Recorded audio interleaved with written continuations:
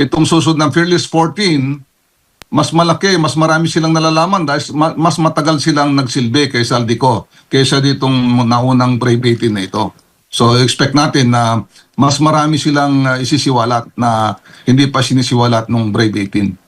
Recent statement po, no, dahil may mga panawagan nga doon sa militar sa gitna po ng krisis na kinakarap ng bansa, lalo na po, sabi nyo nga, hindi pa tayo malaya doon sa mga korap at mga mapang-abusong opisyal. Kaya nga dapat gumawa ng hakbang na rito ang militar sa ilalim na rin ng konstitusyon na dapat protektahan ang sambayan ng Pilipino. Na ano ba ang masasabi nyo po dito na apolitical po sila? Pero paano natin matitiyak na apolitical ba talaga sila? Ang nasa itaas nila, ang nag-uutos din sa kanila, mga politiko rin, General.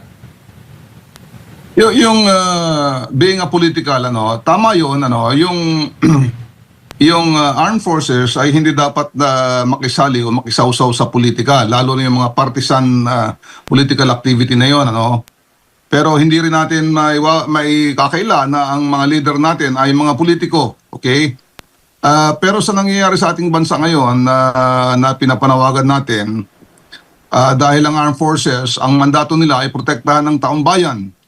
Ang taong bayan ngayon ay umiiyak. Ang taong bayan ay humihingi ng tulong sa kanilang mga sundalo, di ba? Na tulungan sila na ikondinahin itong mga matinding korupsyon na ito. Hindi natin sinasabing umakla sila o labanan ng gobyerno o magkudita. Ang sinasabi natin ay makiisa sila sa panawagan ng taong bayan na kondinahin, panagutin, at isoli lahat ng mga ninakaw ng mga politiko na yan.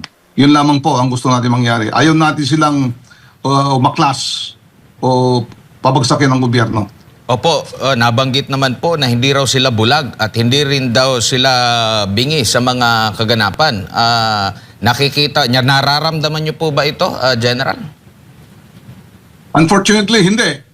Last year, nung nakausap namin si General Bronner, ang sinabi niya ay ganun din. Ang inyong armed forces, sabi niya, ay hindi bulag, hindi bingi, hindi pipi. At nararamdaman namin ang nararamdaman ng taong bayan. Ngayon, nung isang several days ago, ang sinabi niya, hindi bulag, hindi bingi, nawala na yung pipi. So parang lumalabas na pipi talaga sila, na pipi na ba sila o bakit hindi sila nagsasalita na kondinahin itong matinding korupsyon na ito? Opo, at ang pag-intindi din sa pagiging walang pinapanigan sa politika, nakikita nyo pong mali yung kanilang interpretasyon na ukol po dito, General. Kasi naalala ko, mayroon ding nag-viral din yung video dati nung may nakausap siya with mga matataas na opisyal ng Kamara patungkol doon sa budget, yung mga ganun po na nakikita natin, di ba? Na hindi magandang imahe sa mata ng publiko kung lagi nila iginigit itong mga ganito. Pag dating pala sa ng budget, doon pala yun nga sa mga politiko. At tama yan, pagka ganyan, mga budget hearing, maraming mga, of course, may mga behind the scenes yan may mga horse trading. Yun ang dapat nating iwasan. Ngayon, itong armed forces natin, sa pamagitan ni General Bronner, sinasabi niya na hindi dapat makialam sa politika. Ang sinasabi natin, hindi naman dapat makialam sa politika ang armed forces. Ang gusto nating gawin ng armed forces ay makisa sa taong bayan, tulungan, suportahan ng mga taong bayan, yung mga nagpuprotesta na kinukondina itong mga matinding korupsyon na ito sa ating bayan. Okay? Kung ang pagtulong sa taong bayan ay kinukonsider ni General Bronner na pamumulitika, ay may problema tayo sa bayan. Kasi sa tingin natin, hindi naman pamumulitika, suportahan mo yung taong bayan para kondinahin at panagutin yung mga nagnakaw sa pera rin ng taong bayan. Opo, hanggang saan ba? Sinasabi po kasi dito sa Section 3 No, authority is at all times supreme over the military.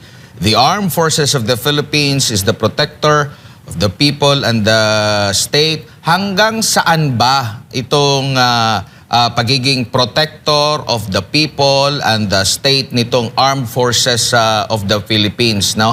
Gaano kalawak yung saklaw, saan tayo protektahan, General? Okay, yung mandato na yan ng armed forces, no, as the protector of the people and the state ay walang hangganan. Kasi yun ang mandato nila di ba? They obey the Constitution and protect the people and the state. Yun talaga. So ito ngayon, ang problema ng taong bayan ay itong korupsyon na ito laban sa ating mga namumuno sa atin. So dapat bilang mga sundalo ng taong bayan, tulungan nila, suportahan nila ang taong bayan. Ngayon, yung obey the Constitution, kung titingnan mo, sino ba ang nag-approve ng Constitution? Ang sinasabi rin sa Constitution na yan, sovereignty resides from the people, resides in the people. And all government authority, ang otoridad ng lahat ng mga namumuno sa atin ay galing din sa taong bayan. Okay? Taong bayan din ang gumawa ng konstitusyon, nag-approve ng konstitusyon na yan. Ang otoridad ng mga ating mga namumuno sa atin, mula sa presidente pababa, ay nanggaling din sa taong bayan. Okay? So dapat protektahan ng mga armed forces ang taong bayan. Okay? Lalong-lalo na ngayon sa laban na ito sa korupsyon na matinding problema sa ating bayan na kinalulugmok na ng ating bayan ngayon. Opo. Dito naman po tayo sa paglantad nga po nitong tinaguriang Brave 18. No? Sila po ay humarap, bago pa man sila nakaharap talaga sa Senado, ay nung pagharap pa lang nila sa publiko, talagang pinutakti na sila ng kaso ng mga individual na kanila pong dinamay sa kanilang mga aligasyon. Ano po ang mensahe din nito, lalo na po ngayong panahon po ng kalayaan, na may mga ganito pa rin po na talagang pinaninindigan? Kasi pwede namang, sabi nga ng iba, pwede namang tumahimik na lang kasi hindi basta-basta yung kanilang magiging kalaban, gobyerno. At napakaraming mga taga-gobyerno ang kanilang mga pinangalanan na di umano'y tumanggap ng maleta na may lamang pera. Tama yan, ano. Itong ating mga dating sundalo, yung 18 former soldiers o Brave 18 kung tawagin, ay mga taong nagsasakripisyo, okay? Ano sila, malaking nila na kapahamakan ang ginagawa nila, no? Na kalabanin at magsubong ng mga manualya, hindi lamang mga milyon-milyon, kundi mga bilyon-bilyong pera na ninanakaw sa taong bayan. So dapat, pinaparangalan pa nga sila dahil nga yung ginagawa nila na yan ay malaking kapahamakan sa kanila at sa kanilang pamilya. Wala silang mapapala dyan So ganyan din sa amin, sa United People's Initiative, kami mga retired na. Dapat nananahimik na lang kami, nag-aalaga ng apo. Pero bakit? Kasi mahal natin ang ating bayan. Nakikita natin nagdurusa yung ating mga kababayan, marami naghihirap. Tapos maraming mga nananamantala, maraming nagpapayaman. Maski ngayon may crisis, mataas lahat ng bilihin. Pero yung mga mayaman, lalong nagpapayaman, lalong lumalaki ang pera nila pagka ganitong may crisis dahil nananamantala sila. Ngayon, itong mga sundalo natin at yung mga iba pa na lumalabas para kundinahin to ay imbes na palakpakan o parangalan ay lalong kinukundina. Lalong-lala siyempre ng mga taong kanilang sinasangkot sa matinding korupsyon ito. Yun ang masakit dito. Ano nangyari sa ating bayan. Opo. At sa inyo pong post sa social media, nabasa ko po na maliban dito sa tinaguriang Brave 18, meron pang lalabas na tinagurian nyo rin pong Fearless 14, tapos meron pang Valiant 7. Ano po itong detalye nito, General?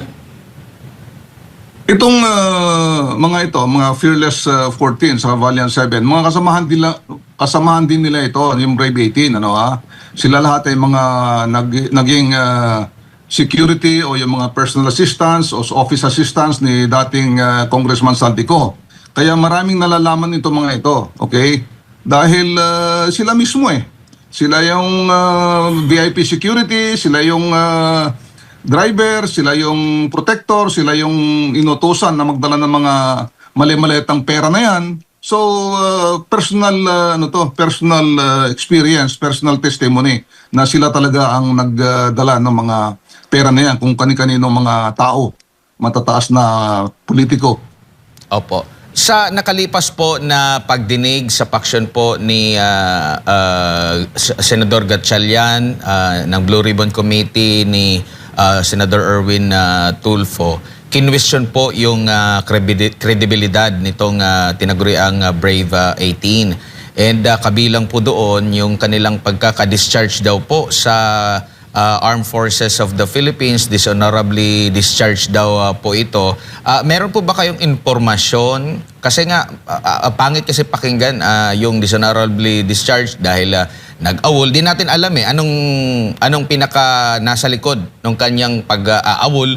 Baka merong mas malalim pa nito, yung katagalang talaga na dishonorably discharged yung pangit, pero ano ang malalim na impormasyon nyo pong alam, if meron man po, ukol nga po dito sa mga sundalo, dating sundalo na ito, General?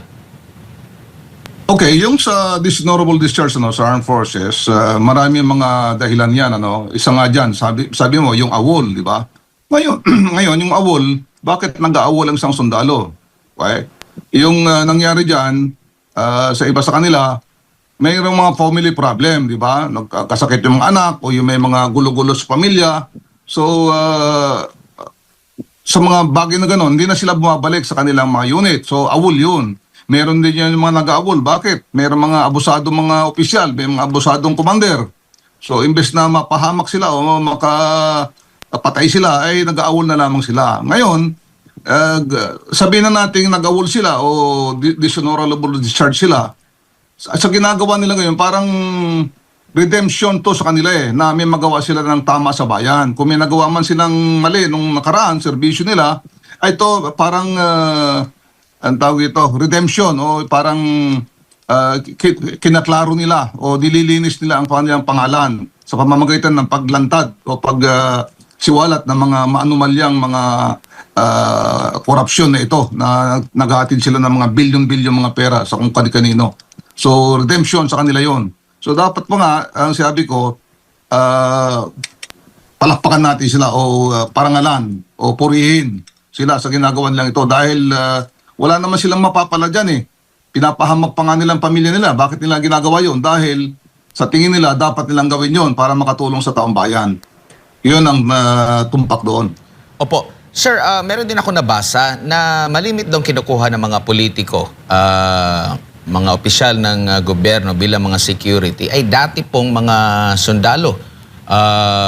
Narinig ako, paborito nila, dati ding mga Marines. Ito po ba'y may katotohanan?